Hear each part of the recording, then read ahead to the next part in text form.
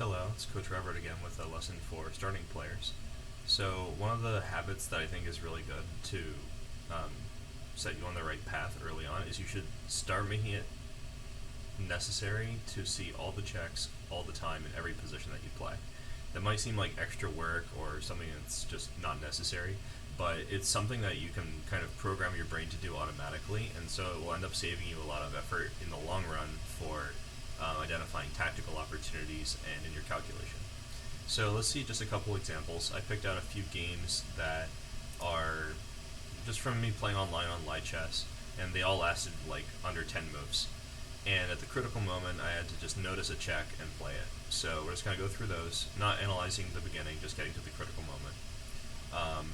So in this first one, and all of my opponents were like really decent opponents, by the way. Like this person's rated like 1900. And so there's a tendency, especially if you're a starting player, to kind of just rush through things. Like you'll play the first move that you see. I'm fairly confident that's what this person did in this position, not anticipating my response. So if you want, you can pause the video here and look for a winning move for white that is a check. That might come as a surprise since black's king is not open whatsoever. But there is a winning move here. So I say you should see all the checks. So when you are doing this in your training, like not in the middle of a game necessarily, but when you are just practicing at home or against a computer or something, you should try to see every single check. So one check that might come to mind is knight takes f6. Just because you see it doesn't mean you have to play it. You just have to be aware that it's there. And when you do this a lot, it'll become faster and faster, and you'll never be without knowing what your checks are. So that's one check. And many people will stop right here, especially when I'm working with for like kids. You know, kids usually they'll see one thing and they think their work is done. But knight d6 is also check, and it turns out that one of these moves is winning. So if you're still not sure about it, you could pause again to see why one of these moves is a winning move. It's knight d6 because the e-pawn is pinned. It's important to go slowly at first when you are practicing these things.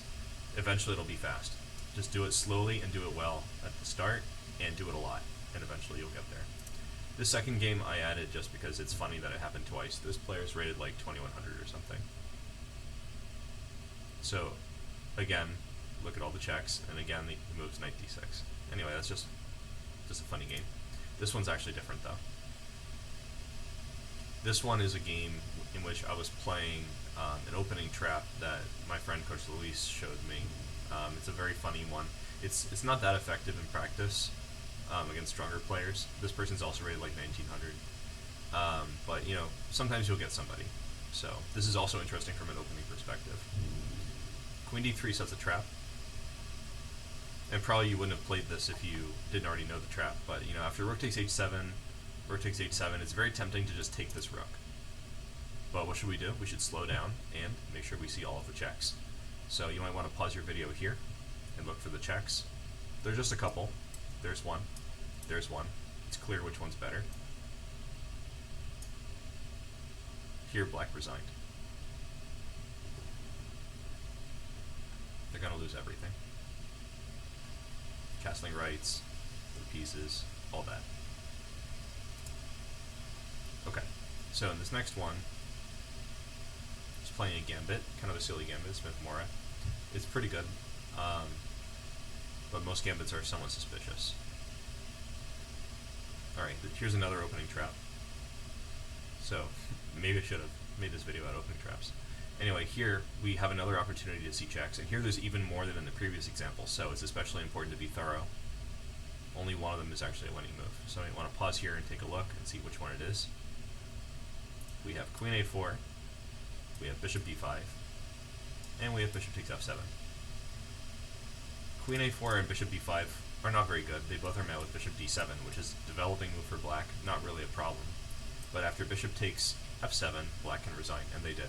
Because this 2000 plus rated player loses their queen. That's just too bad.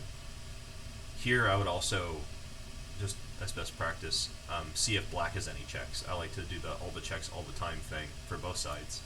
I would look to see if they have any check with this bishop, because that would put their rook in connection with my queen. But there are no checks. King is safe on a dark square, so it's just winning. Okay, our next example.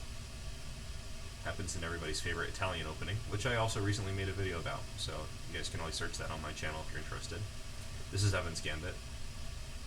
That's just a small detail, not important for our topic today. Okay, now here, we have to look for all the checks. You might want to pause here and check it out. I think this one's harder than the others, because here you could play Queen A4, which looks very tempting. It's attacking the bishop and the king. You could play Bishop B5. Not so tempting, especially if you've seen my video about not playing useless checks. This is what I would definitely call a useless check. They can play C6 and chase you away. And there's also there's also Queen D8. I want to go in order until the finale. Queen D8, and then they can just take it. And there's Bishop F7. Now in this example, Bishop F7 is definitely the best move. Same as the last example, because if they move away, you take the queen. And you might be wondering, well, what if they just stay in touch? Well, this is clearly not very good. I think that the best move is probably Bishop G5, keeping the attack going. Okay, so I hope you like this starter video. Try to do this in your training games and when you're solving puzzles. Make sure you see all of those checks. And if you do this enough, it'll become an automatic thing, and you won't have to think about it ever again. And you can focus on more interesting things about chess. Alright, see you later. Thank you for watching.